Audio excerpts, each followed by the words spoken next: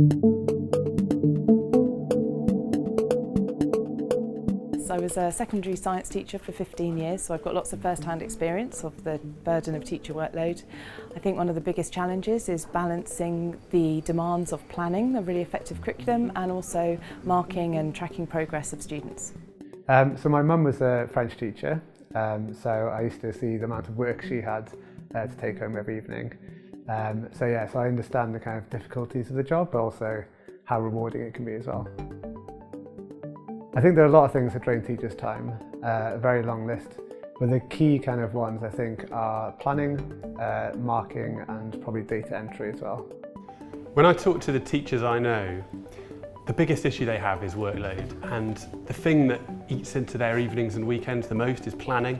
So even if they are following a plan for the whole year for maths, there's still a huge amount of work to do in planning out the small steps that children are going to take, finding resources that they're going to use, and then making sure that those resources are accessible and appropriate for the children in their class.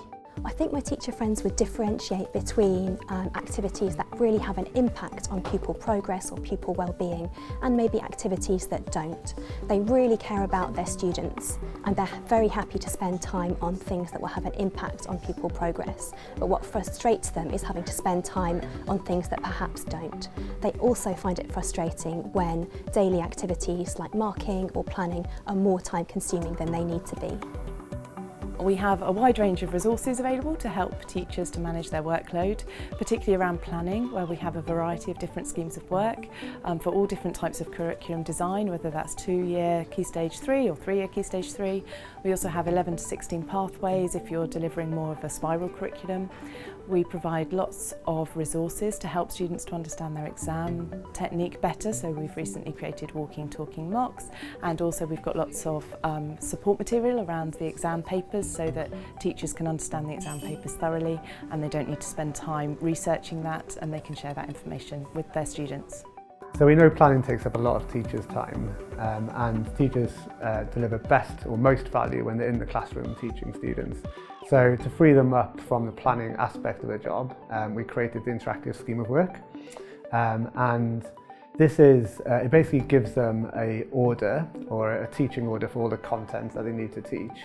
But it's totally flexible to the way they want to teach. So we've put loads of thought into how to structure the content, how long to spend on the content, but teachers know their students best, so they can change it as they see fit. So they can move content around, they can change the timings, and the key thing with interactive scheme of work is that all the prerequisites are built into the scheme of work.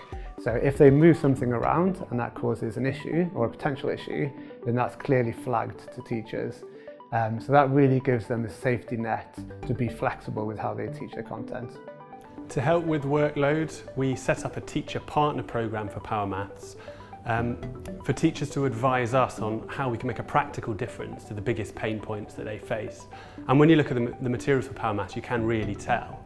Actually, we've just been doing a case study with a school where they had been focusing on how they could improve workload, and the teachers were saying that Power Maths really had made a difference to work-life balance, which is brilliant to hear.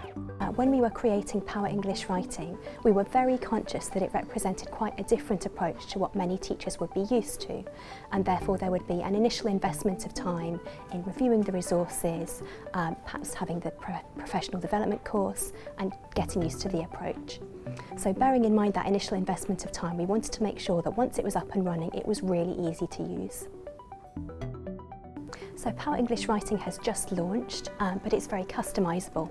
So we're looking forward to seeing how it's actually used in schools, what features are most useful, and therefore how we can develop it to make it even more user-friendly. We've been gathering feedback from schools, and we do have some enhancements we're making to the digital resources just to help teachers that bit more with workload. And the more schools we can engage with on that, the better.